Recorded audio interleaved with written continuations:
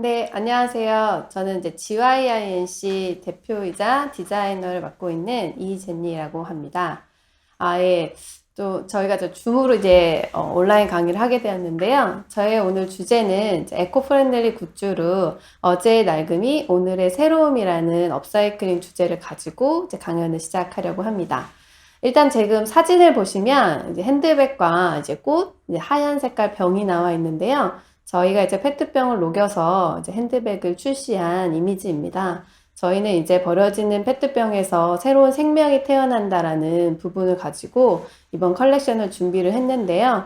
어제의 낡음의 오늘의 새로움이라는 것은 이제 기존에 저희가 버려지고 좀 잊혀졌던 것들을 저희의 과거의 것을 새롭게 해서 다시 사용하고 재사용하면서 트렌드를 또 이끌어 나갈 수 있다는 부분을 참고로 했던 부분입니다.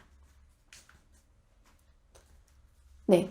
그리고 이제 저는 이제 버려진, 새로워진, 행복해진으로 해서 청바지를 가지고 시작을 했었어요. 아, 네. 그래서 이제 청바지를 가지고 시작을 했었는데, 이런 부분들이 조금, 저희가 이제 시작한 아이덴티티로 청바지에서 새로운 제품으로 만들어진 부분들을 제가 오늘 설명드리려고 합니다. 이 지속 가능한 삶이라는 꿈꾸는 미래의 산업이라고 해서 업사이클링이라는 키워드를 가지고 오늘 말씀을 드릴 예정인데요. 이제는 좀 업사이클링이라는 키워드 자체가 굉장히 조금 익숙해진 부분이긴 한데, 제가 처음 시작했을 때는, 리폼, 그다음에 이제 리사이클, 이런 단어들이 조금 더 많았을 때부터 시작을 했습니다. 그래서 제가 대학교 졸업하자마자 창업을 하게 됐고, 그 창업했을 때 제가 그 세계 녹색 구매라는 패션 디자인 대회에서 대상을 받게 되면서 에코 디자이너라는 타이틀을 갖게 됐어요.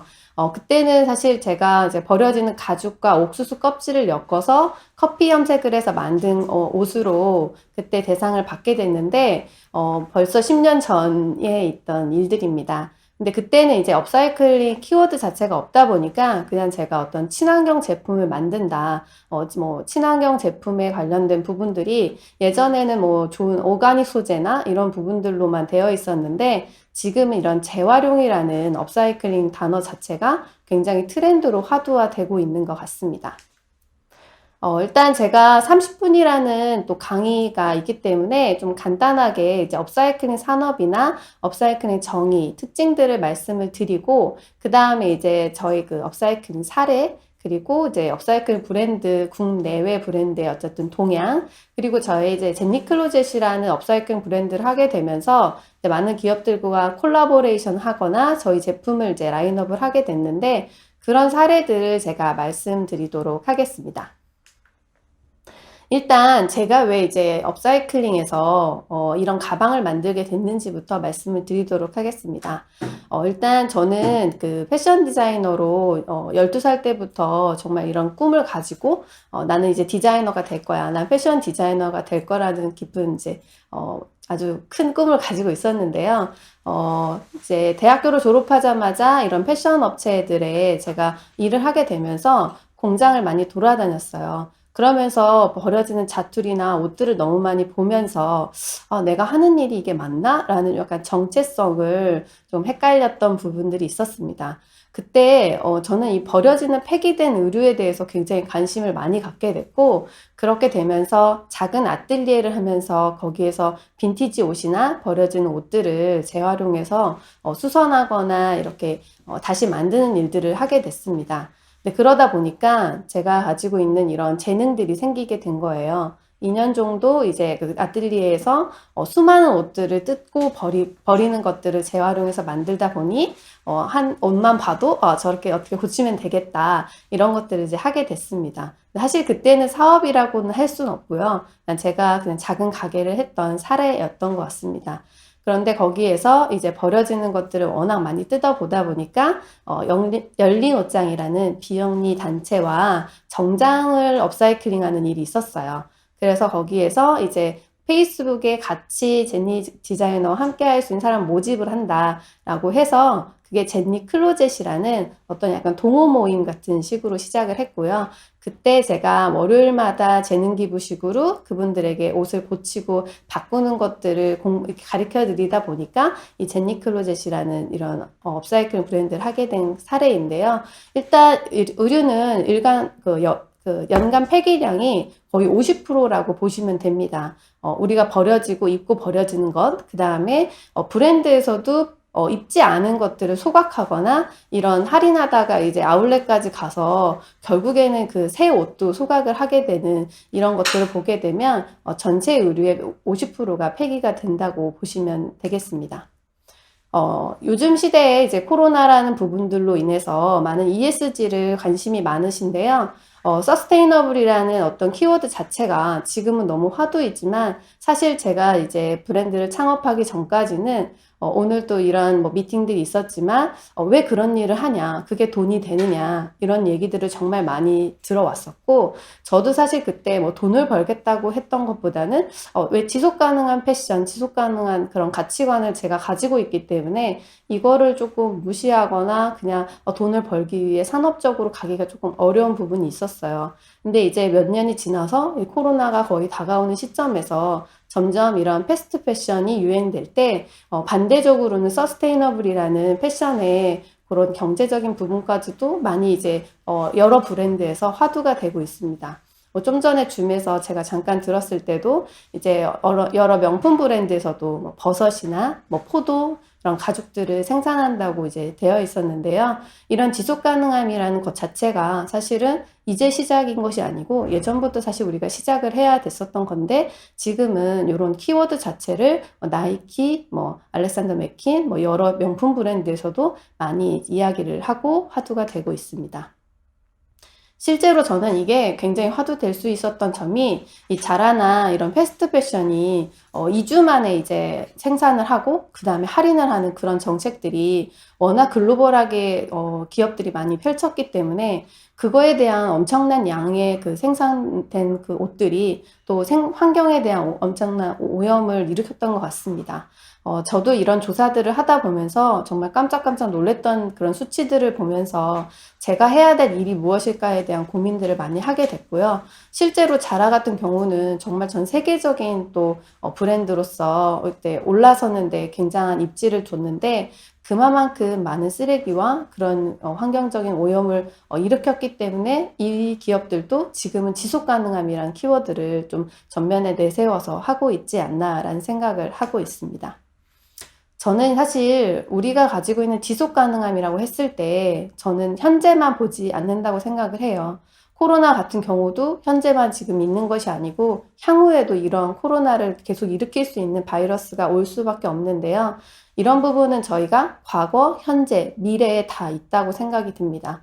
첫 번째 과거에서는 솔직히 저희가 청바지를 9,900원짜리로 이렇게 입는 경우들을 많이 볼 수 있잖아요.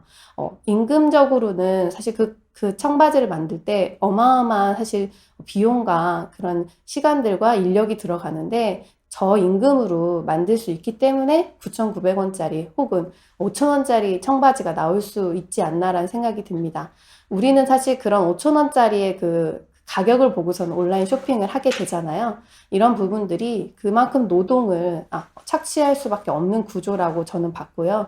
그 다음에 제가 청바지를 이렇게 한번 많은 조사를 해보면서 인력적인 부분들의 그 돈을 사실 적게 내면서 그들의 병이 생기는 부분들도 보니 되게 낙후된 그런 그 환경에서 그 청바지를 만들고 거기에 암이 걸리고 그 다음에 그 폐수가 나가면서 그 주변 사람들이 굉장한 그 피부병이나 이런 것들을 앓게 되는 걸 보게 됐습니다. 그래서 우리가 이런 가격적인 부분만 가지고 의류를 꼭 사야 되는가 이런 고민을 하게 됐고요. 저는 청바지를 만들지 않는 것만으로도 제가 환경에 많은 것들 도움을 줄 수 있구나라는 생각을 했었습니다. 사실 그래서 현재에서는 코로나로 인해서 뭐 윤리적인 소비, MZ세대가 좋아하는 그런 친환경 윤리적인 소비들을 많이 하고 있는데 이것이 인식 개선에 많은 도움을 주지 않았나라는 생각을 하고 있고요. 향후로는 사실 그냥 단순히 재활용이나 이런 다시 쓰는 것을 넘어서 기술적인 부분들이 굉장히 보완이 되어야 된다고 생각을 해요. 페트병을 녹여서 원사로 만들고 다른 또 원단을 또 파쇄해서 다른 실로 만드는 것처럼 우리의 기술력 가지고 조금 더 환경에 도움이 될 수 있는 소재를 저희가 만들 수 있지 않나라는 가진 부분으로 오늘과 과거와 이제 앞으로의 미래를 또 생각해 보는 그런 키워드들을 더 나와야 된다고 생각을 합니다. 이 업사이클링이라는 것 자체는 어쨌든 저희가 가지고 있는 그 리사이클 이런 부분들을 조금 더 업그레이드된 디자인적인 부분들을 많이 첨가한 게 업사이클링 디자인입니다. 이 업사이클링은 단순히 그냥 이것을 변화시켰다기보다는 저는 또 가치적인 부분들까지 많이 포함이 되어 있다고 생각을 해요. 디자인이라는 게 사실 우리가 같은 제품을 사더라도 이거 좀 더 예쁘네 라는 부분도 있겠지만 좀 더 의미가 있고 그 과정에서의 그 디자인적인 혁신적인 아이디어가 업사이클링에 대한 많은 사람들이 열광하는 부분이라고 생각을 하고 있거든요. 실제로 보면은 제가 저는 이제 패션 디자이너이자 아무래도 경영을 하고 있는 측면이다 보니까 이 업사이클링을 좀 디자인적인 부분보다는 좀 더 컴퍼니, 디자이너, 커스터머 이 세 가지로 좀 봐야 된다고 생각을 해요. 첫 번째는 이 제품을 만들고 있는 디자이너를 이제 채용하고 있는 회사. 이 회사가 어떤 윤리적인 책임을 가지고 제품을 만들고 있는가. 이 부분을 좀 검토를 해봐야 되지 않나 생각이 드는데 요즘 ESG라는 그런 화두를 가지고 윤리적인 경영, 윤리적인 책임을 가지고 있는 회사들이 이제 막 시작을 하고 있는데 외국 사례들을 보면 사실 회사가 이거부터 조금 다지고 나서 실제 제품과 사람을 고용해야 된다고 생각을 합니다. 그래서 지속 가능함이라는 이런 서비스나 개발, 그리고 그런 제품들을 주요하게 맞는 경영 원칙들을 좀 세워야 된다고 생각을 해요. 그 다음이 이제 디자이너인 것 같습니다. 제가 디자이너이지만, 저희가 이제 다른 회사에 그런 디자인을 해줄 때, 솔직히 이제 내부에 있는 디자이너 분들이 재활용이나 이걸 다시 쓰는 걸로 생각을 하기보다는 회사에 맞는 디자인을 많이 해요. 그러다 보니 이게 친환경적으로 얼마만큼 유용한지, 그리고 이걸 자원을 얼마만큼 순환시켰는지에 대한 관심도는 좀 많이 떨어집니다. 근데 요즘에는 좀 다르다고 생각을 해요. 그래서 윤리적인 소비를 가지고 있는 MZ세대의 또 취직을 또 원하는 디자이너들은 요즘에 또 이런 생각을 더 많이 하고 있는 이런 지원자들도 많다고 생각이 드는데 이제는 디자이너가 단순히 디자인이 아닌 환경에 대한 생각 그리고 그거에 대한 공부를 얼마만큼 하고 있는지 그런 게 조금 저는 디자이너로서 좀 더 필요한 부분이라고 생각이 들고요. 이제 세 번째가 가장 중요한 커스터머. 이제 고객이라고 생각을 해요. 기업이 사실 생존하고 디자이너가 지속적인 제품을 만들려면 이 커스터머, 고객의 어떤 니즈가 가장 중요한데 내가 착한 것을 만들었으니까 구매를 한다라는 거는 이미 많은 고객들이 그러지 않다라는 걸 알고 계실 거예요. 고객이 굉장히 똑똑하시고 또 고객의 가치관도 이제는 너무 많이 자리를 잡고 있기 때문에 이 고객이 정말 얼마만큼 공감했는지 그리고 고객이 그거에 대해서 얼마만큼 이해하고 있는지를 이 디자이너나 회사가 정말 잘 알고 있어야 되고 이제는 고객하고 함께 그것들을 만들어가는 것이 실제로 이 윤리적인 경영, 그 다음에 윤리적인 제품, 윤리적인 소비라고 생각이 듭니다. 업사이클링이라는 것 자체가 그냥 단순히 디자인을 가미한 키워드에서 넘어서 저는 이런 경제적인 부분에 많은 필요성을 느끼고 있다고 생각을 합니다.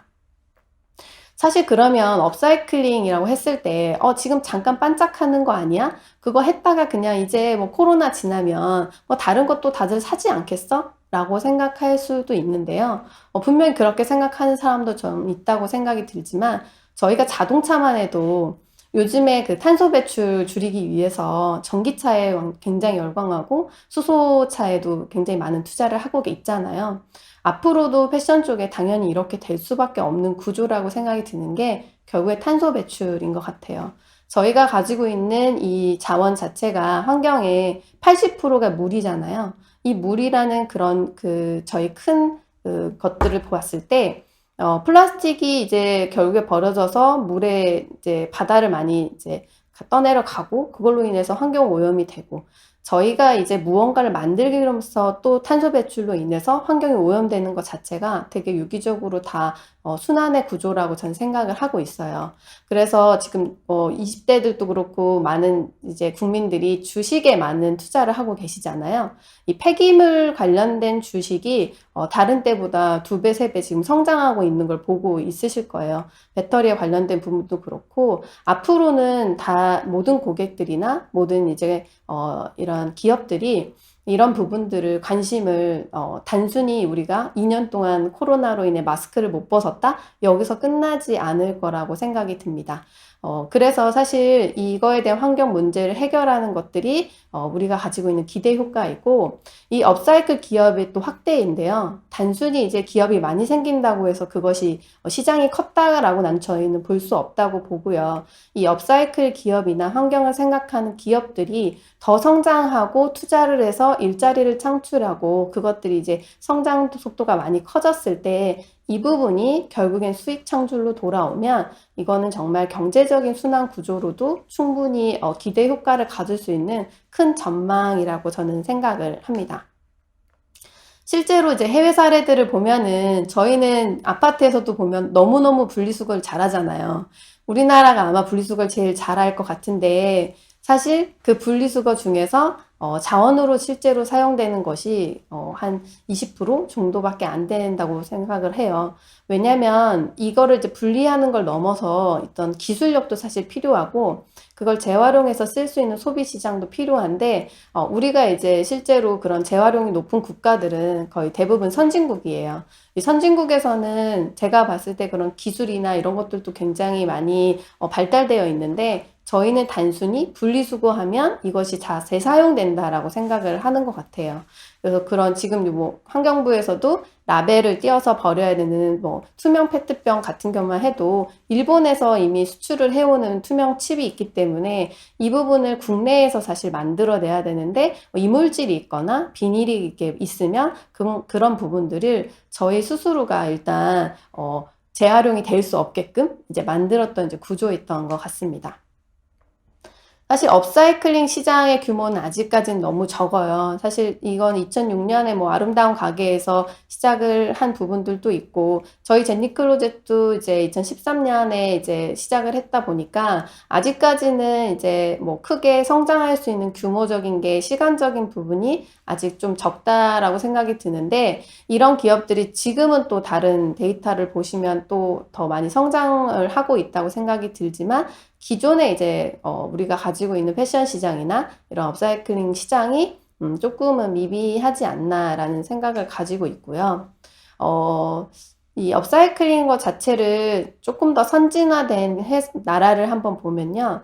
영국이라는 나라는 이미 조금 더 이 부분에 선진화되어 있는 부분인데 실제로 환경 선진국이라고 부르는 영국 같은 경우는 이 영국 국민들 자체가 이 재활용돼서 이것들을 활용하는 그 기업들 자체도 아까 말한 기업의 철학, 기업의 원칙이 완전히 세워져 있고 또 하나는 일단 국민들 자체가 이 폐기물에 대한 관심도가 굉장히 높아요. 그래서 저도 이제 아무래도 패션을 전공을 했지만 제가 환경에 관련된 부분으로 좀 더 공부하고 또 알아야지만 제품을 만들고 회사를 운영할 수 있기 때문에 많이 좀 알아봤을 때 저희가 1986년도에 폐기물 그 법이 생겼어요. 그래서 그때부터 저희가 이제 그 폐기물을 소각하거나 이제 매립지를 계속 줄여갔는데 결국에 이제 저희가 만드는 이 쓰레기를 어딘가에서는 해결을 해야 되잖아요. 그런 부분을 봤으면 다른 나라 같은 경우는 선진국이라고 하는 곳은 매립지 자체가 거의 없습니다.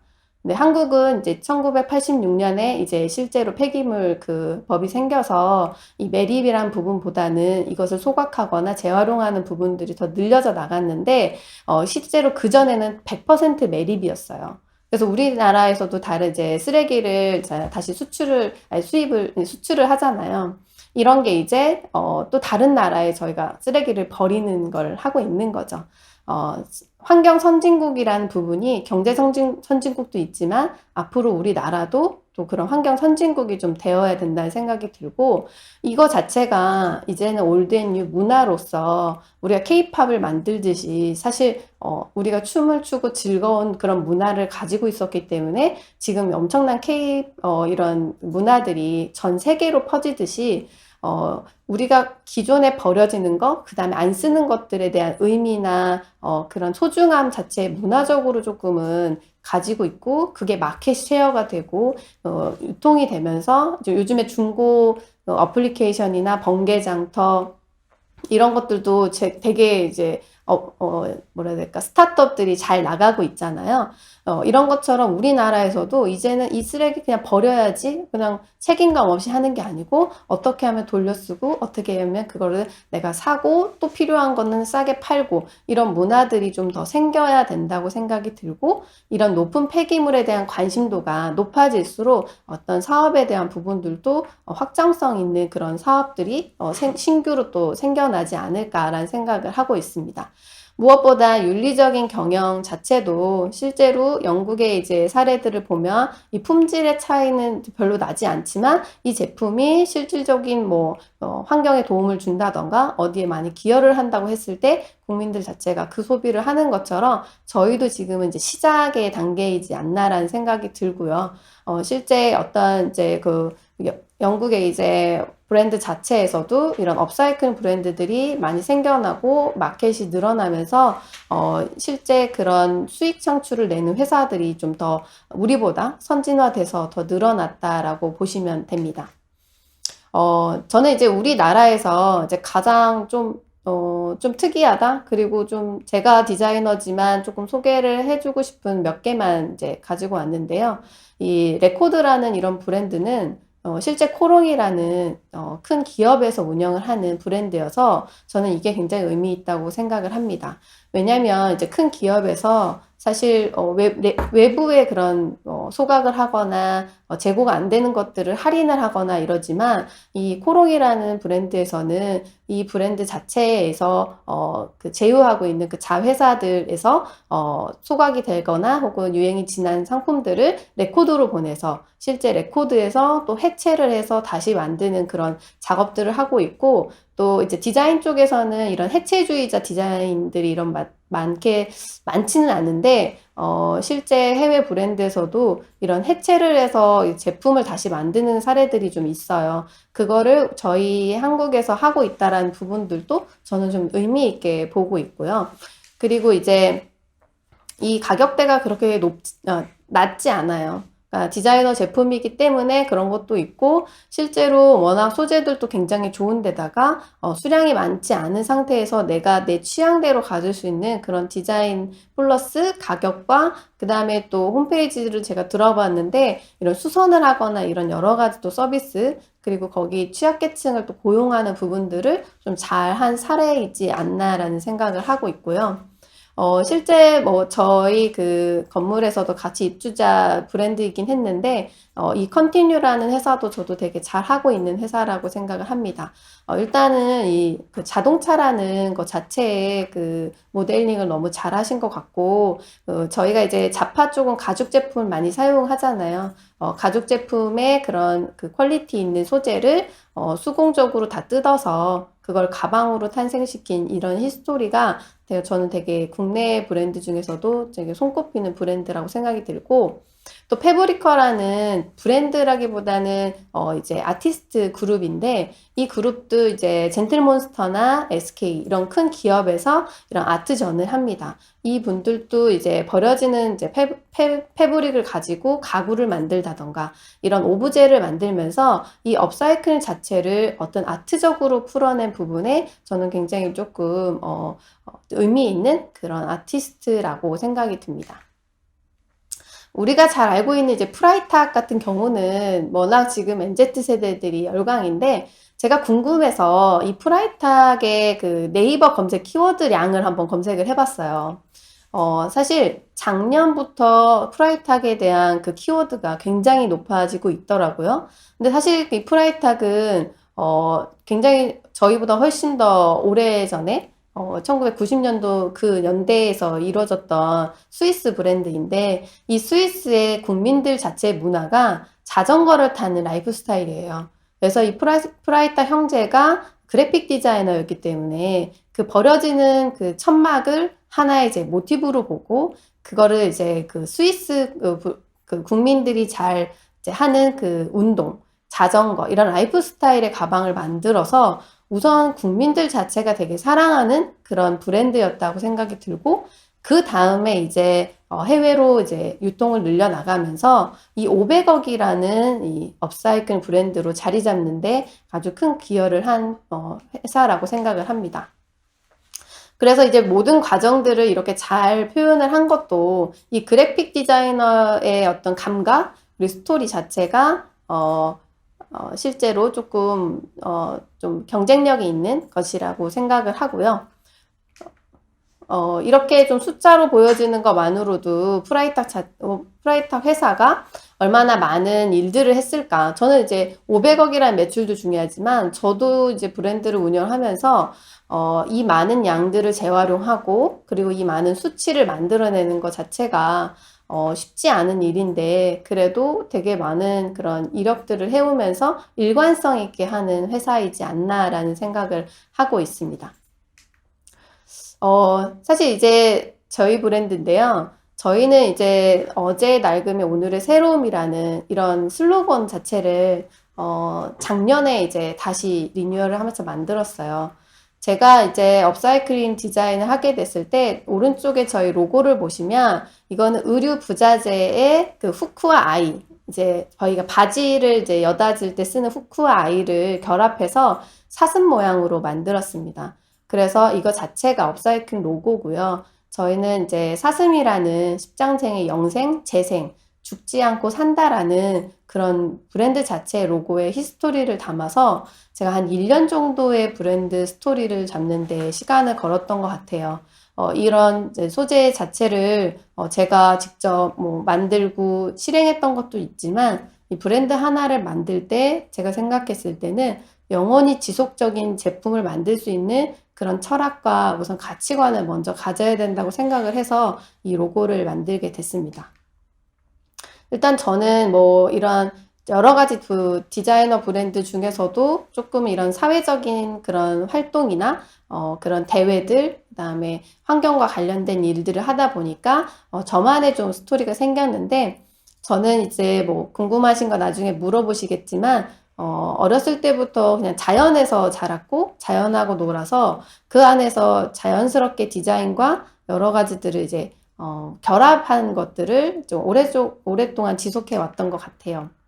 그래서 저는 사실 이 지속 가능함이라는 가치 자체를 처음에 제니 클로젯을 만들기 전부터 생각을 했었고 제가 창업을 한 게 2010년인데 그때 버려지는 이제 자투리를 가지고 액세서리를 만드는 걸로 시작을 했었습니다. 그래서 옷을 만들기보다는 액세서리를 먼저 만들었었고 제가 버려지는 그 청바지를 가지고 이걸 가지고 가방을 만들 수 있지 않을까라는 이제 그 로고를 만든 다음에 저희 이제 자사 제품을 만들어야 되니까 그래서 그때 이제 가방 회사에 유명한 그런 가방 회사 제조 회사에 찾아가서 그 공장에서 이 청바지를 가지고 이제 가방을 만들어 달라. 그때는 이제 가방을 만드는 회사들 공장이다 보니까 이 청바지를 가지고 왜 이걸 굳이 만들려고 하느냐. 이런 얘기들을 되게 많이 들었고, 안 만들어준다 그래서 제가 직접 미싱으로 대략적으로 만들어서 또 찾아가고, 또 안 된다 그래서 그걸 또 코팅을 해서 가져가고, 그런 그 과정 속에서 원단으로 만드는 핸드백만큼은 제가 제일 잘 만들지 않을까라는 이런 자부심까지 가질 정도로 정말 많은 시행착오를 해서 왔는데요. 이 지속 가능함이라는 것 자체를 찾기 위해 가죽을 사용하지 않고 원단으로 먼저 만들어 볼 수 있지 않을까? 내가 이런 버려지는 자재를 가지고 가방을 만들 수 있지 않을까라는 그런 작은 어떤 실행에서 시작을 했던 것 같아요. 그래서 이 지속 가능함이라는 것 자체를 저희 브랜드의 가치관으로 계속적으로 해왔어요. 그래서 제가 데님 기부 프로젝트를 먼저 시작을 했습니다. 왜 그랬냐면 다들 청바지가 뭐 버려지는 게 많아서 뭐 청바지 자체가 뭐 질기니까 이것도 있지만 제가 청바지를 시작한 이유는 단 하나였어요. 모든 사람이 한 번쯤은 참여할 수 있는 것들이 뭐가 있을까? 그래서 남녀노소 청바지 하나쯤은 가지고 있잖아요. 그래서 저는 그 청바지 하나쯤은 기부했을 때 그 가방으로 만들 수 있지 않을까. 그래서 많은 사람들이 쉽게 참여할 수 있는 아이템, 그거를 제가 누구나 참여할 수 있는 걸로 하다 보니 데님 기부 프로젝트를 하게 됐고요. 그때 제가 직접 제 지인들한테 이걸 알리게 됐고, 그 지인들이 5장, 10장씩 이렇게 모아서 청바지를 저한테 직접 주게 됐고요. 그러면서 제가 이렇게 하나하나 모으다 보니까 뭐 유치원이나 뭐 유아원 이런 데에서도 이제 박스로 보내주기도 했습니다.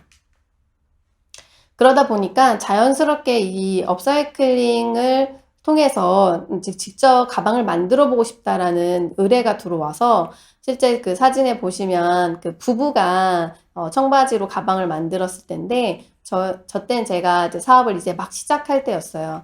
저희 사무실에 전화가 와서 에코백을 만들고 싶다고 해가지고 만들었는데 직장인이다 보니까 7시에 오셔서 너무 재밌어서 이제 그 남편분이 너무 열정적이서 새벽 1시까지 만들었던 그런 사례도 있었고, 모녀가 참여해서 엄마의 청바지를 딸 아이의 그런 파우치로 만드는 그런 교육도 직접 하게 됐습니다.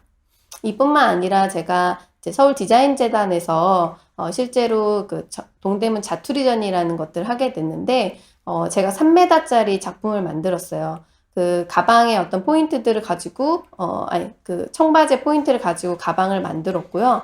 그 뒤에 보면은 제가 수평선을 만든 건데 청바지의 그 색깔이 여러 가지가 있는 것들을 파도가 일렁이는 그런 모습으로 만들었어요. 제가 3m를 만든 이유는 사실 저는 제가 청바지가 버려지는 것들, 청바지로 인해서 이런 이제 저소득 국가들이 이렇게 암 투병을 하거나 피부병에 걸리는 걸 보고 그 사진에서 그 물이 청바지 물로 가득한 걸 제가 봤어요. 그래서 제가 너무 충격적이었고 어떻게 물이 저렇게 파래질 수 있을까? 그래서 저는 사실 저게 수평선에 바다를 표현한 게 아니고 청바지가 물로 다 가득 채워져서 물로 오염된 모습을 표현을 했던 겁니다. 그래서 저 제품은 3m짜리로 한 것도 저 앞에 의자를 두고 사람이 이렇게 한눈으로 청바지에 그 물을 볼 수 있게끔 작업을 했었고요.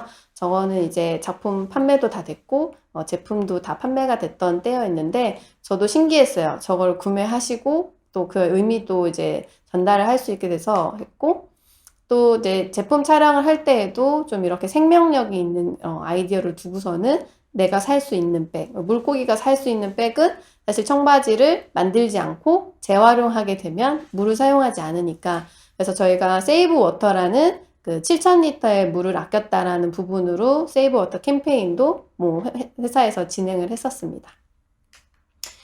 사실 저희는 이제 그런 업사이클링을 다시 시작을 했고요. 데님으로 시작을 했고 지금은 이 에코 패션 라인으로 뭐 린넨이나 코튼사, 그다음에 레이온사, 텐셀을 가지고 가방을 만들고 있고요.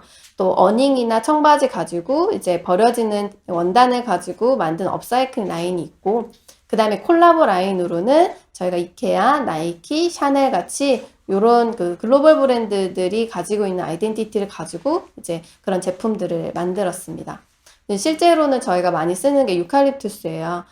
아무래도 모든 공정 과정에서 텐셀이 면보다 훨씬 더 친환경적인 부분들을 가지고 있어서 텐셀이라는 소재를 가지고 가방을 만들고 있고요. 그 다음에 이제 저희가 그 커피숍에 보면 차양락 있죠. 그 어닝을 가지고 또 노트북 가방이나 방수되는 그런 파우치 다이어리들은 가방들을 만들고 있고 페트병을 녹여서 이제 원사로 뽑아서 가방 핸드백을 만드는 게 업사이클링 라인입니다. 실제로 저희가 콜라보 라인은 좀 많은 기업들이랑 하게 됐는데 아무래도 지금 저희 회사가 좀 많이 알려졌던 제품인데 순백이라는 제품이에요. 위안부 할머니, 김복동 할머니의 위안부 할머니의 스토리를 가방에 담아서 했을 때 20대들이 정말 없어서 못 사는 가방으로 한번 화제가 됐었는데 요거는 저희가 텐셀이랑 그다음에 그 코튼 면이랑 그다음에 그 면 벨벳을 사용해서 자연 소재로 만든 거고, 이거는 이제 기부까지 됐던 가방입니다.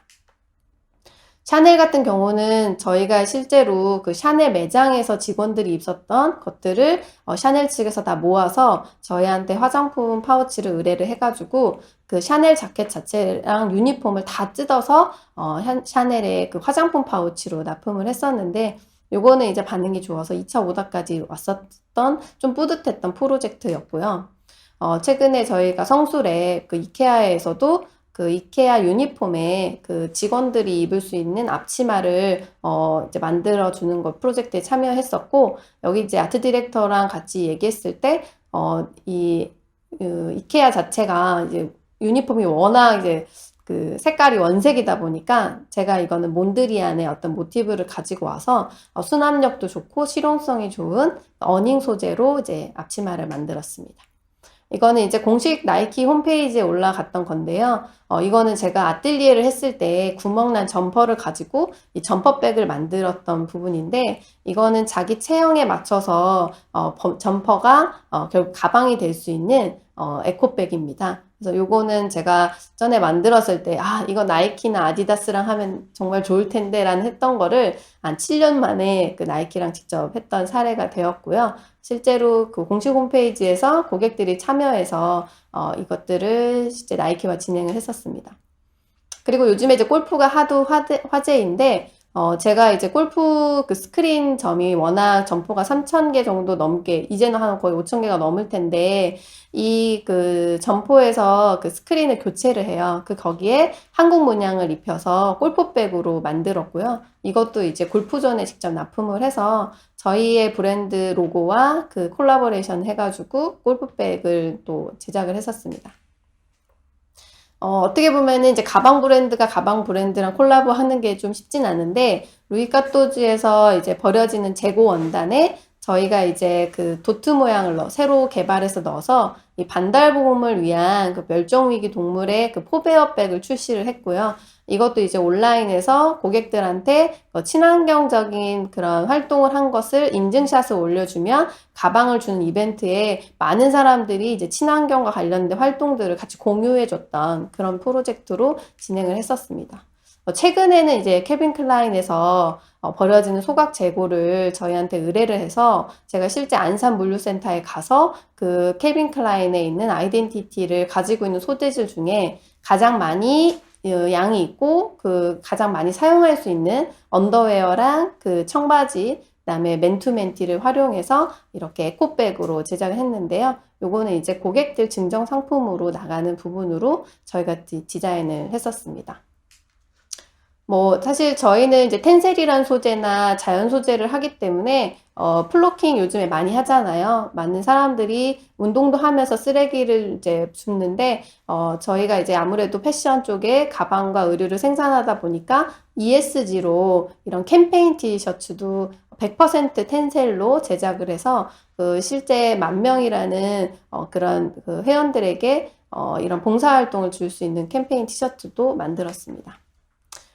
요즘에 이제 아무래도 ESG 관련돼서 제가 이제 가방뿐만 아니라 워낙 그런 생산 네트워크 있다 보니까 이 독거노인들한테 줄 수 있는 그 베개. 이거는 이제, 기능성 원단 회사가 버려지는 재고 원단을 가지고, 실제로, 그 독거노인들에게 이렇게 증정될 수 있는 베개까지 이제 제작을 해서 그 롯데케미칼과 이제 ESG로 콜라보레이션 한 겁니다.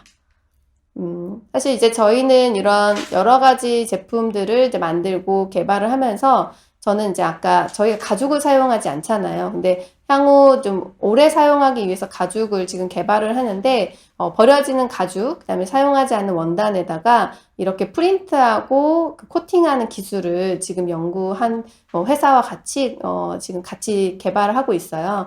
실제로 요 프린트와 이런 완성도가 높기 때문에 앞으로 향후 이제 업사이클링 가죽을 저희가 또 생산할 수 있는 라인을 가지게 되었습니다.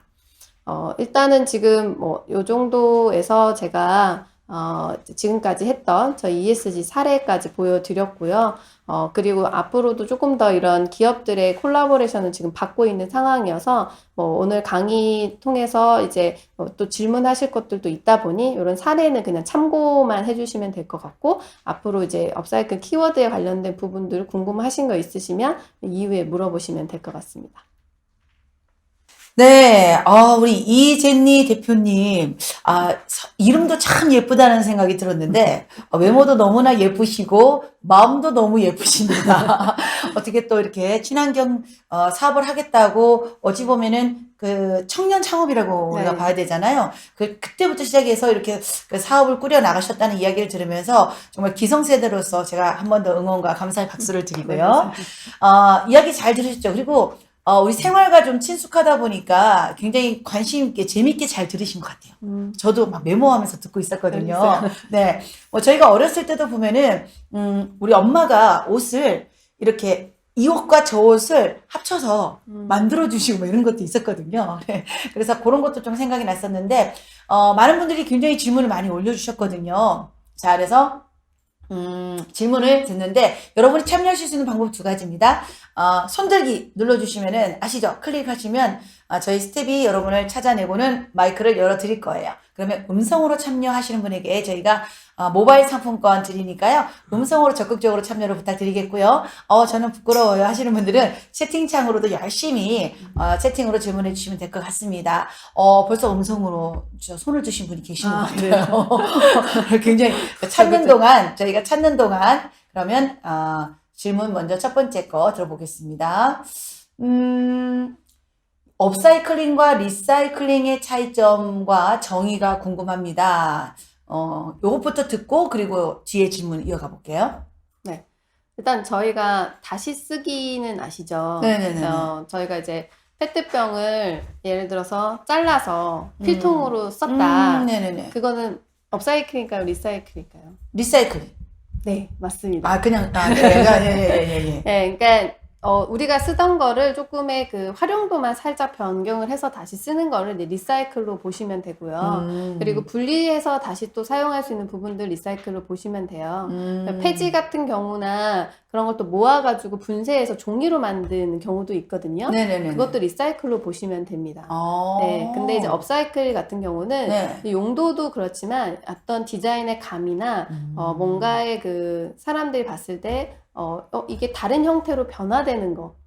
네, 그런 부분들을 이제 업사이클링 하는데 업그레이드 리사이클이라고 보시면 돼요.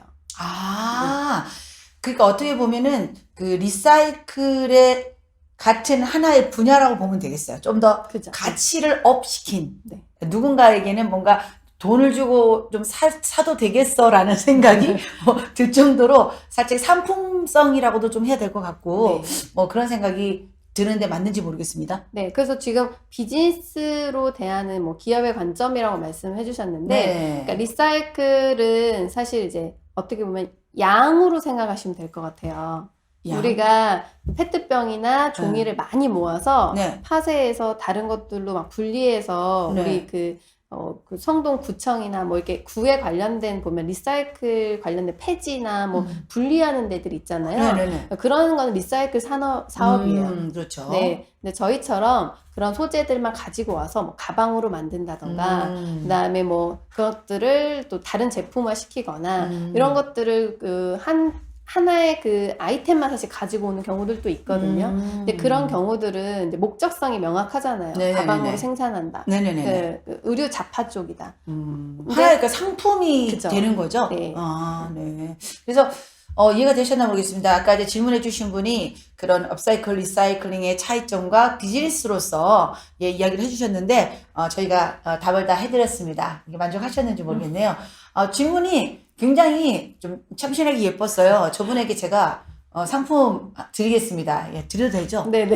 왜냐면 누구나 궁금할 수 있거든요. 네네, 맞아요. 근데 질문을 딱 해주시니까 제가 선물을 좀 드려야지 뭐 적극적으로 참여하실 것 같아서. 네, 음성으로도 여러분 참여하셔도 됩니다. 손들기 해주시면 저희가 여러분을, 마이크를 열어드릴 거니까요. 손들기 기능, 직접으로 또 음성으로 질문해 주시면 될 것 같습니다. 중간중간에 저희가 체크를 하도록 할게요. 자, 그 다음에, 두 번째 질문입니다. 손들기 누가 있네요. 한번 봐주시고요. 네. 슬로우 브랜드가 슬로우 브랜드 가치를 담았다는 감성적 우위 이외에 기존 산업 체제와의 굉장히 어려워서 제가 매출 경쟁 속에서 경쟁 우위를 가지는 비전이 있나요? 질문이 좀 어렵습니다. 네. 네네네네. 제가 한번 답해 답을 주십시오. 드리면, 아까 보면은 가치를 담은 감성 위주는 이해를 하신 것 같고, 네. 그 기존의 산업체나 경쟁 속에서 경쟁 우위라고 말씀을 해주셨는데, 사실은 이제 어떤 패션 기업이나 지금 경쟁을 좀 일으키는 회사들이 몇 사례들이 좀 보여요. 저희도 그런 하나의 그 개발, R&D 개발이거든요. 그러니까 네. 사실 소재 개발을 좀 더 해서 아까 저희가 가죽 소재 말씀을 드렸는데 네네. 업사이클링 소재를 어떤 기술적인 부분으로 하나의 일관성 있는 제품을 만드는 것이 어떻게 보면 이 산업체의 매출 경쟁력이라고 보시면 될 것 같아요. 저희 제품도 만들지만 이런 소재를 직접 팔기도 하고 유통을 할 수 있는 부분들을 어떻게 보면 좀 R&D 산업을 연결해서 업사이클링도 일관성 있는 제품을 만들어내는 것, 이제 그게 하나의 매출 경쟁력이면서도 실제로 기업이 가지고 있는 아이덴티티를 이제 지속적으로 또 가지고 있는 부분까지 연결할 수 있다라고 보시면 될 것 같습니다. 네. 역시 아주 스마트하게 대답을 잘 해주시는군요. 저 질문 자체가 어려워서 이걸 어떻게 질문해야 될지도 어려웠는데 네. 굉장히 지금 현재 듣고 계신 분들이 이 수준이 높으셔가지고 질문의 수준이 다릅니다. 저는 고작해야 우리 어머님들이 리폼해주는 거하고 무슨 차이가 있어요? 뭐 이런 거 묻고 싶었는데. 네. 자, 계속해서 들어가 보겠습니다. 기업을 운영하시는 만큼 비즈니스의 가능성이 무엇보다도 중요하죠. 네. 네. 근데 업사이클링 디자인의 비전? 그러니까, 네, 돈이 된다는 확실히, 경쟁력이 어느 정도 되는지, 그걸 물으시는 것 같아요. 네. 네. 아까 말한 대로 어떤 소재의 일관성이나 제품의 대량 생산이 아무래도 매출과 연관성이 있겠죠. 그렇죠. 그거는 저희 이제 과제로 지속적으로 지금 계속 마련을 해 가고 있고요. 예를 들어 페트병을 녹여서 페트병 원사를 만든다던가, 버려지는 소재들을 일관성 있는 코팅 작업으로 해서 일관성 있는 제품을 계속적으로 만들어낸다던가. 근데 이제 그렇게 되면 다른 회사랑 경쟁력이 또 뭐냐라고 줄 수 있어요. 그렇죠. 네. 근데 이제 저희가 가지고 있는 거는 기업의 어떤 참여나 혹은 회사 고객의 참여들이 있거든요. 고객의 1대1 서비스가 가능하고 고객이 직접 가지고 있는 소중한 그 물건을 자기만의 제품으로 퀄리티 그쵸. 있게 나올 수도 있고 네. 이 커스터마이징의 자체가 그냥 동네 리폼이 아니고 이 디자이너 브랜드가 가지고 있는 이 명품이 결국엔 하나의 가격을 얼마나 뭐 몇백만 원이냐도 중요하지만 그 가치를 얼마만큼 담아내느냐에 대한 부분들도 이 기업의 부가가치라고 생각을 하고 있어요. 네. 그래서 업사이클링 자체가 이런 가치를 지향하는 일단 기본 베이스에서 좀 더 대중적인 제품과 아까 말한 가격, 실제로 너무 비싸면 못 산다 이런 것도 있잖아요. 그런 가격에 대한 그 경쟁력을 갖추고 있다고 하면 실질적으로 다른 회사와 경쟁을 충분히 할 수 있는 이런 비전이지 않나라는 생각을 합니다. 그러게 저도 이렇게 들으면서 생각한 것이 업사이클링 제품이 두 가지로 나뉘어질 거라는 생각이 들었어요. 뭔가 이제 소재를 재활용했다라는 부분에서 뭐 좀 가격은 좀 저렴하면서 우리가 환경을 지킨다라는 어떤 그런 책임감. 그리고 하나는 정말 하나밖에 없는 나만의 그러니까 정말 소중한 작품? 명품이 되는 거죠. 그죠. 그렇게 분리해서 본다면 충분히 본인이 추구하는 어떤 비즈니스 모델에 따라서 저는 경쟁력이 있다고 봅니다. 네. 그리고 사실 저희가 전시를 제가 한번 했었는데요. 네네네네. 아까 3m짜리 뒤에 제품이 아니고 작품이죠. 작품이죠. 작품도 판매가 됐어요. 네, 그 다음에 그 밑에 있는 그 제품도 작품이에요. 그렇죠. 그것도 또 지금 저희가 시중에 파는 가격의 한 3배 정도로 판매가 됐었어요. 그러니까 그렇구나. 이런 부가가치의 브랜드에 대한 아이덴티티를 고객이 직접 이제 참여하고 그 다음에 이제 나머지 이런 내가 사고 싶은 제품들은 또 이렇게 소비적으로 좀 간편하게 사실 수 있는 아이템들도 있는 거죠. 그러게요. 네. 진짜 네, 좋은 대답 감사합니다. 갑자기 저 질문을 보고 제가 화들짝 놀래가지고 혹시 진행자분께서는 친환경 옷을 하나쯤 갖고 계신가요? 라고 근데 저를 말씀하시는 건지 우리 여기 계신 대표님을 진행자 여기 아니신가요? 전가요? 네. 아, 네. 혹시 대표님은요? 대표님 먼저 묻고 싶습니다. 저는 일단 저희 여기 지금 대구백화점에 저희 브랜드가 있어서 네네네. 저도 오전에 갔다 왔는데 네. 저희는 일단 그 레이온사나 그 친환경 원사를 사용해서 니트나 바지를 만들고 있어서 네네네. 저희는 저희 자사 제품을 많이 입고 있습니다. 아, 네, 그렇겠죠, 아무래도. 저 같은 경우는 이제 그 중소기업 박람회나 이런 데 가보면은 천연 소재를 가지고 의류를 만드시는 그런 업체들이 많이 입점을 하시거든요. 그래서 이렇게 약간 까칠까칠한 소재의 그런 한복 비슷한 그런 느낌의 생활 한복. 그런 거 가지고 있습니다. 그런데, 갑자기 물으시니까 순간적으로 내가 그러니까 친환경이라고 하면 뭔가 좀 특별한 그런 그 상품이라고 생각하니까 순간적으로 좀 당황했는데, 우리 주변에 보면 그런 것들이 좀 꽤 있는 것 같아요. 네네, 감사합니다. 자, 그리고, 질문이, 기존 그, PT 아유, 지금 좀 이것도 어렵네. 네. 기존, PT 대비 폐PT. 폐PT 소재 가격이 2배라서 사업화하기가 어렵지만 트렌드를 외면할 수는 없어서 구색만 맞추는 경우가 있는 것 같다. 그래서 업사이클링을 위해서 공급받아야 하는 소재에 대한 가격 합리성을 위한 방안은 없을까라고. 일단은 지금 이제 페트병을 실제로 수거를 해서 그 소재로 만드는 거를 국내에서 작업을 하는 게 굉장히 어려워요. 그래서 사실 그 페트병 그 펠렛을 지금은 해외에서 구매를 하는 경우들이 좀 더 많아요. 그래서 이제 만약에 그걸 사업화로 생각을 하신다고 하면 페트병을 수거해서 만드는 R&D까지 보다는 1차적으로 고객이 이거에 대한 반응이 있는지 그냥 저희도 이제 테스트를 해봐야 되잖아요. 네. 무조건 좋은 일이라고 뭐 무조건 그 사업을 다 뛰어들 수는 없으니까 그렇죠. 그래서 이런 소재만 또 구매를 할 수 있는 곳들이 있어요. 네, 그러면 그 페트병 소재를 뭐 펠렛이나 아니면 그 이미 소재를 만들어진 데에서 소량으로 구매를 하시고 테스트를 해보신 다음에 이 부분이 고객들이 이제 반응이 왔을 때 아니면 이걸 아예 뭐 지원 사업화 시켜서 R&D부터 그냥 시작을 하고 싶다 하면 요즘에는 이 펠렛을 만들 수 있는 소규모의 그런 기계들도 있긴 있어요. 뭐 베트남이나 이런 데서도 좀 구매를 해올 수도 있긴 한데 네. 이 부분도 사실 기계를 먼저 구매를 하실 때 리스크가 또 크다 보니까 어떤 부분이 이제 사업을 하시는 부분에 가장 먼저인지를 좀 고민해 보시면 좋을 것 같아요. 그러니까 이제 아무래도 오늘 그 강의를 듣고 많은 분들이 이거 한번 나도 창업해봐야 되겠다. 뭐 이런 막 아이디어가 막 떠오르셨을 것 같은데 이제 이런 소재 부분에 대해서 궁금하신 분들이 많으실 거니까 강의가 끝나고 나서도 따로 또 이제 저희 대표님께 좀 질문해 주시면은 아마 친절하게 얘기해 주실 것 같네요. 네, 감사합니다. 다음 질문입니다. 소개해 주신 사례들이 아직은 주로 대기업이나 자금력이 뒷받침되는 그런 기업의 위주인 것 같은데요. 실제로 업사이클링 제품 개발이 일반 디자인 개발에 비해 추가되는 그 비용은 어느 정도인지, 그러니까 일반 그 제품보다는 요런 개발에. 사실 이제 저희가 그 기업이랑 했던 부분들이 자금력이라는 것보다는요. 네. 저는 이제 환경적인 측면에서 사실 시작을 했어요. 왜냐면 저희가 버려지는 것을 사와서 하는 것이 저는 좀 의미적으로는 어떤 의미가 있을까에 대한 고민을 했고요.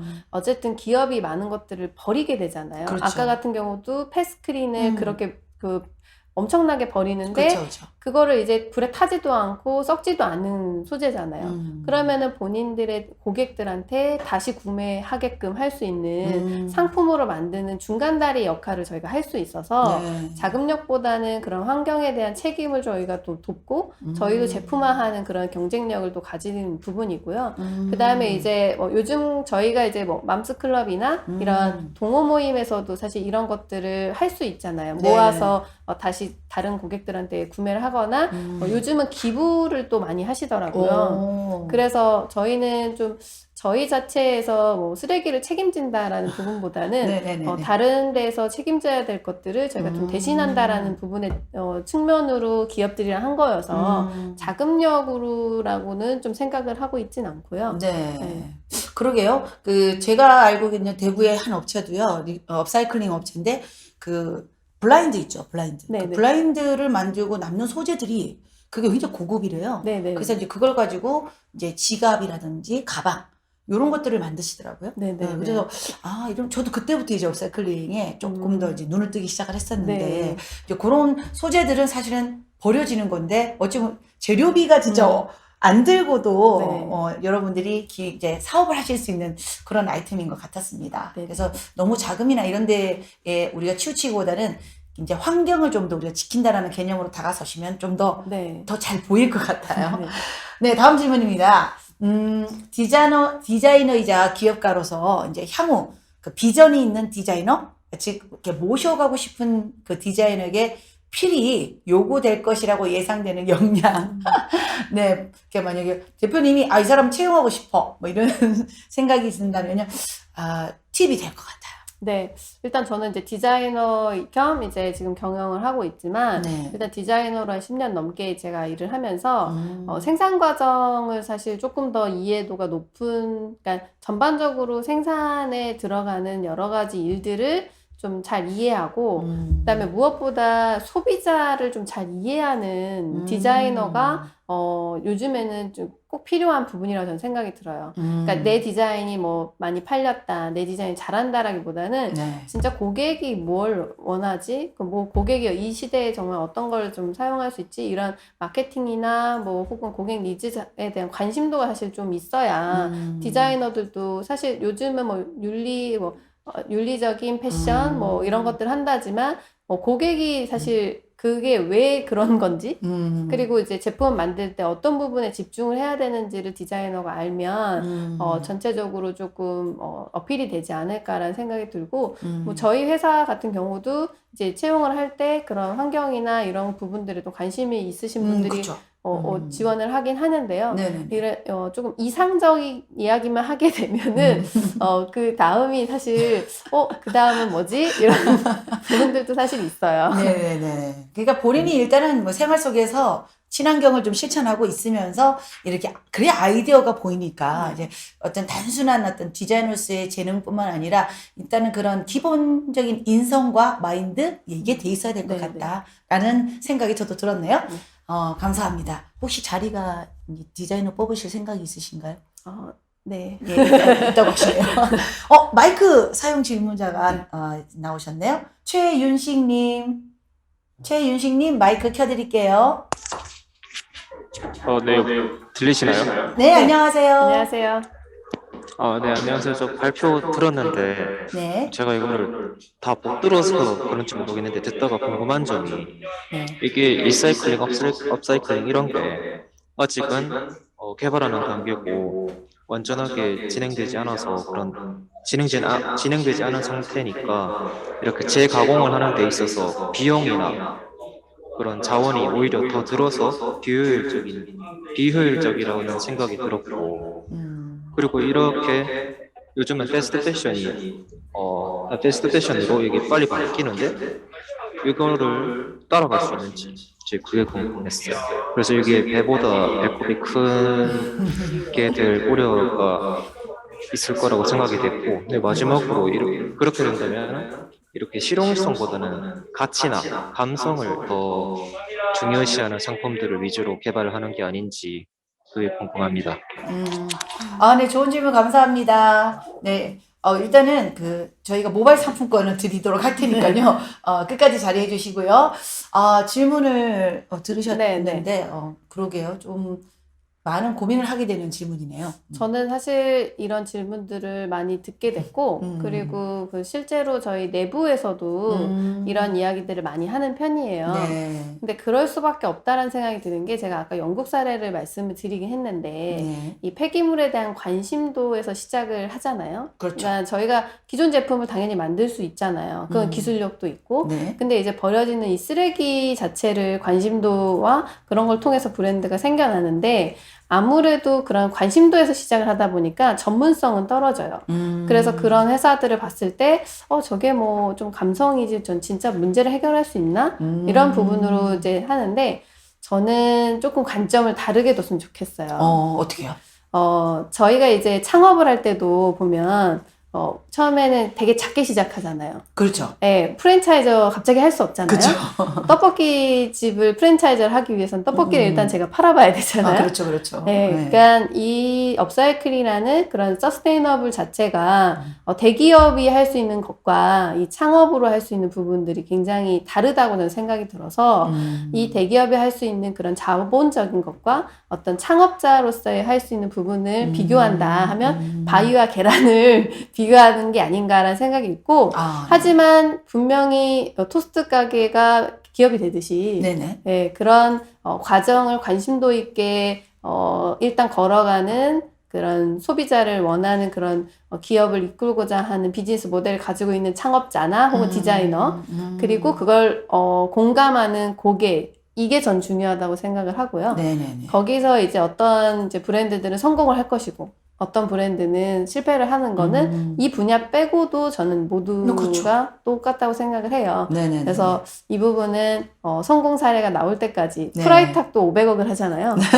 성공 사례가 나오면 아 저게 되는구나. 네. 성공 사례가 안 나오면 아 저건 전혀 안 되는구나. 뭐 이렇게 생각할 수 있지 않을까 생각이 들습니다. 네. 답이 되셨는지 모르겠네요. 일단은 다양한 각도로 한번 시도를 해보시고, 그죠. 그죠? 네. 거기서 성공 케이스는 이제 사업을 해보겠다라는 마음을 먹고, 네.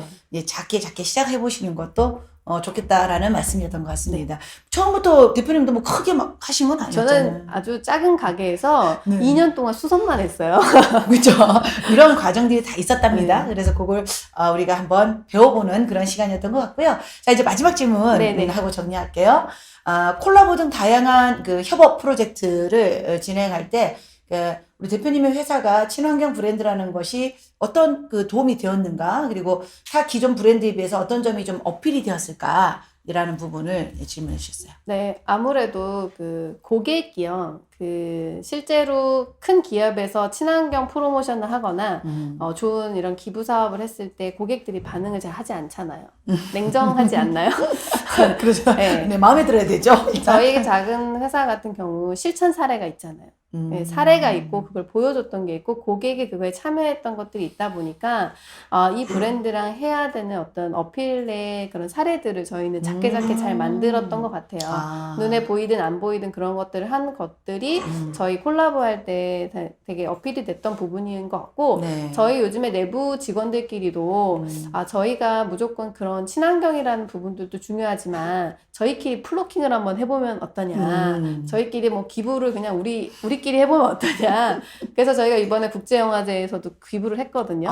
네. 이런 식으로 그냥 저희는 저희 나름대로의 그런 아이덴티티, 가치를 구축해 나가는데, 하니까, 타 기업들에게 어필이 좀 되더라고요. 그렇죠. 네. 일단은, 기브앤테이크 주고받아야 돼요. 일단은 내려놓고 뭔가를 이렇게 우리가 이루어내야 되는데, 이루려고만 하니까.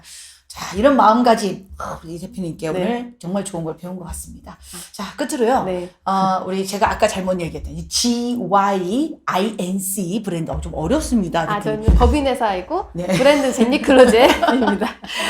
이 회사 좀 간단하게 좀 홍보를 해주시고요. 네네. 네, 그리고 좀 자랑도 좀 해주세요. 네. 일단 GYNC 자체가 2019년도 법인 설립을 했는데 오. 제니클로젯이라는 브랜드로 시작을 해서 이제 8년 만에 성과를 여러 가지로 냈었는데요. 네. 이제 여성 브랜드 제니도 진행을 하고 있어서 오. 대구백화점에도 지금 거의 이제 저희 5년째 그 아주 단골 고객들을 유지하면서 네. 이 코로나 시국에 잘 버티고 있습니다. 그래서 대구백화점 4층에 에스컬레이터에 올라가자마자 딱 제니 매장이 크게 보이실 거고요. 실제로 저도 이제 대구를 저희 그 집보다 많이 내려왔던 그런 게 이제 백화점 사업을 한 6년 정도 했고요. 브랜드 사업도 지금 계속적으로 하고 있어서 이제는 뭐 좀 ESG 관련된 부분으로도 예전에는 친환경과 좀 관심이 없던 분들도 요즘엔 연락을 많이 해주고 계십니다. 저희 대구 시민들의 의식이 이렇게 높아요. 네, 자주 오셨다는 건 그만큼 많은 구매 니즈를 네. 가졌다는 거죠? 대구 훌륭합니다. 감사합니다. 자, 끝으로 연사로서 간단하게 소감 한 말씀. 일단 저도 이런 온라인 라이브를 처음으로 해가지고 그쵸. 되게 좀 긴장이 엄청 되더라고요. 근데 일단 제가 하는 이런 ESG 관련된 활동을 소개할 수 있고 네. 또 이렇게 또 이제 질문을 또 이렇게 받다 보니까 네네네. 저도 이제 더 분발해야겠다 이런 생각을 좀 갖고 음. 제가 또 열심히 하도록 하겠습니다. 네, 알겠습니다. 자, 오늘 정말 재미있는 강의와 그리고 또 아주 품격 있는 질의응답 해주신 우리 대표님께 다시 한 번 더 감사를 드리고요. 저희는 세션 2 여기서 마무리를 하고요. 5분 쉬는 시간 갖고 세션 3 다시 찾아오도록 하겠습니다. 접속 그대로 유지하시고요. 자, 저희가 마지막에 여러분이 선물을 받을 수 있는 기회가 있기 때문에 계속 접속 유지하시는 거 잊지 말아 주시길 바라겠습니다. 자, 그럼 여기서 저희는 인사드릴까요? 네, 감사합니다. 감사합니다.